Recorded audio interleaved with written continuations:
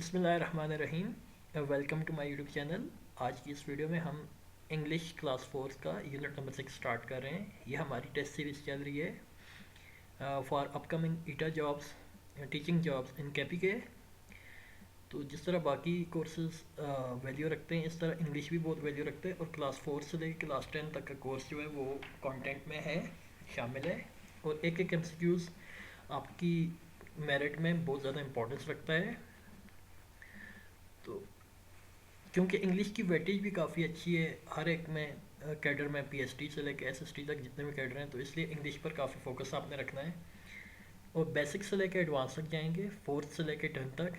चलते हैं आज की वीडियो की तरफ। तो यूनिट नंबर 6 है वैल्यूइंग अदर, यानी कि दूसरों को अहमियत देना। इसमें क्या क्या आगे देखना है, हमने ग्रामर पोर्शन को ज़्यादा टच करते हैं। सीक परमिशन, ये खैर मैं नॉट कैन एंड मैं का इस्तेमाल है।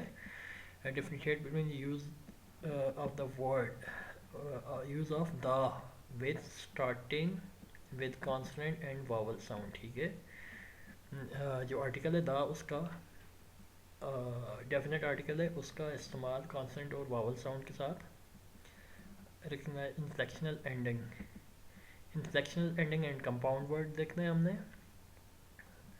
उसके बाद compound words with various sources.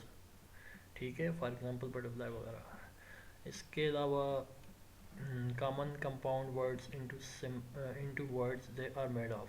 ठीक है।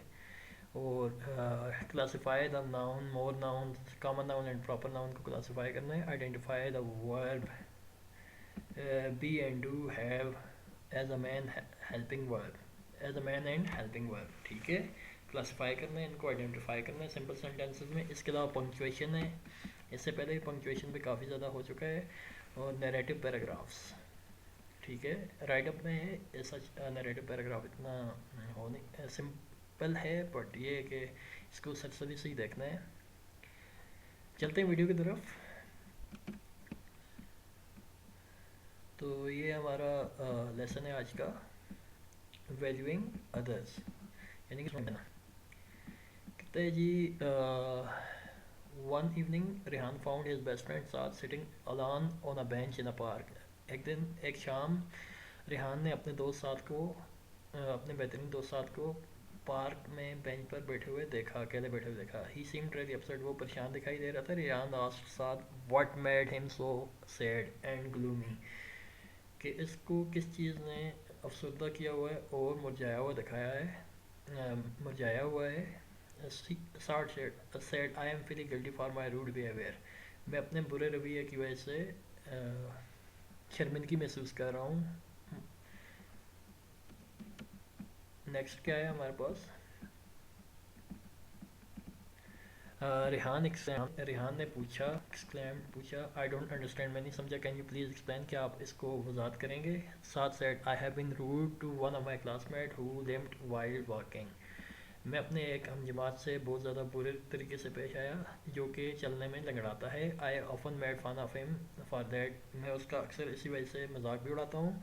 माई rudeness grew up with time, grew with time, तो मेरी जो रूडनेस है या मेरा जो रूखापन है वो टाइम के साथ, वक्त के साथ ज़्यादा होता गया। Being the captain of the team, अपनी टीम का कप्तान होने के नाते। I was shocked to know that Faraz has been selected as a wicket keeper, मैं हैरान था कि Faraz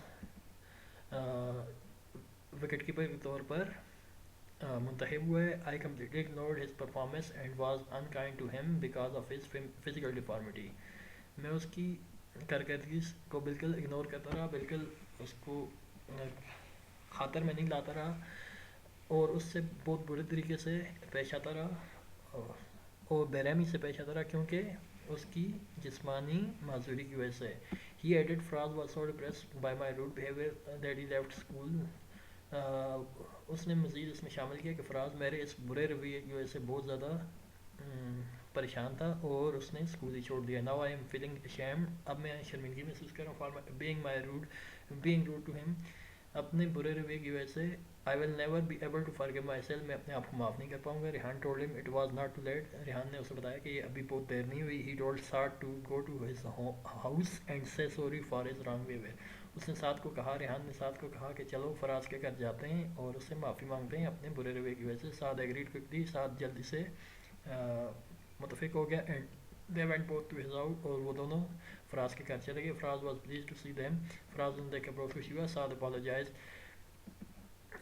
apologized to him for his rudeness, साद ने अपने बुरे रवैये की वजह से उससे माफ़ी मांगी। Faraz was good boy, Faraz अच्छा लड़का था। He forgave and hugged him at once, उसने उसे माफ़ कर दिया और गले लगाया। दे गेम गुड फ्रेंड, और वो अच्छे दोस्त बन गए। ठीक है, तो ये थोड़ा सबक था, कहानी थी छोटी सी दोस्तों के दरमियान। तो चलते हैं हम अपने मेन काम की तरफ, जो कि हमारा एक्सरसाइज है। तो सबसे पहले देखते हैं जी इसमें क्या क्या है जी। Sound of the the the, तो दी कहाँ यूज़ होता है और द कहाँ यूज़ होता है। तो दी यूज़ होता है वावल से पहले, the orange, the Apple, the umbrella, दी इकोनॉमस। और द कहाँ यूज़ होता है कॉन्सेंट से पहले, the bottles, the match, the file. When the comes before vowel it pronounced as the, and when it comes before consonant it pronounced as the। तो ये याद रखना है आपने कि दी कहाँ पे यूज़ करते हैं, प्रोनाउंस करते हैं, तो उसको जब वावल से पहले होता है और कॉन्सोनेंट से पहले जब होता है तो द यूज़ करते हैं। ठीक है, इसमें आगे नीचे डायलॉग है। और नेक्स्ट आगे चलते हैं, थोड़ा इससे रिलेटेड क्वेश्चन है। खैर इतना इम्पोर्टेंस उनकी नहीं होती, बट जो हमारे ग्रामर होता है, सेक्शन एंडिंग क्या होती है, इज़ अ लेटर और group of letter added to the end of a word change the form of the word. ठीक है, some additional ending are S, E S, I N G and E D. जिस तरह यहाँ पे जुमले बाद हुए गो के आगे ई एस लगाया, तो sectional ending E S words हैं, तो ये उसकी फॉर्म्स चेंज कर रही हैं, word change to the form of the word. ठीक है, कंप्लेन को कंप्लेन्स कर रहा है, लिसन को लिसन कर रहा है, गो को गोइंग कर रहा है, स्टार्ट को स्टार्टेड कर रहा है। ठीक है, ये सेक्शनल एंडिंग है, S E S I N G और ई डी से फॉर्म ऑफ वर्ड चेंज हो रही है। ठीक है, देन जल्दी जल्दी गो थ्रू करते हैं। हमारे पास ये और इसके बाद ये compound word, two words make a compound words. ठीक है, दो वर्ड मिलके कंपाउंड वर्ड बनाते हैं। Each word has its own meaning, but when join them they make a single give a single new meaning.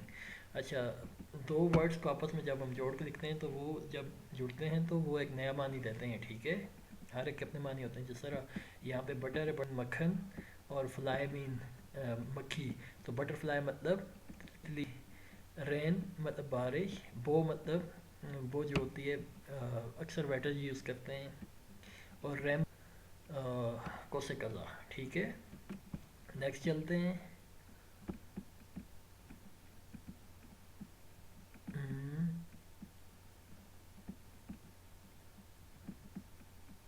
Look at the picture, circle the things can be written as compound word. ठीक है, तो यहाँ पर picture को देखते हैं, थोड़ा सा इसको जूम और कर लेते हैं, तो सेट भी कर लेते हैं जूम करने के साथ। Look at the picture, circle the things can be written as compound word. तो सबसे पहले तो फुटबॉल, सैंडबार, ठीक है, और लेडी बर्ड, तीन चीज़ें हो गई।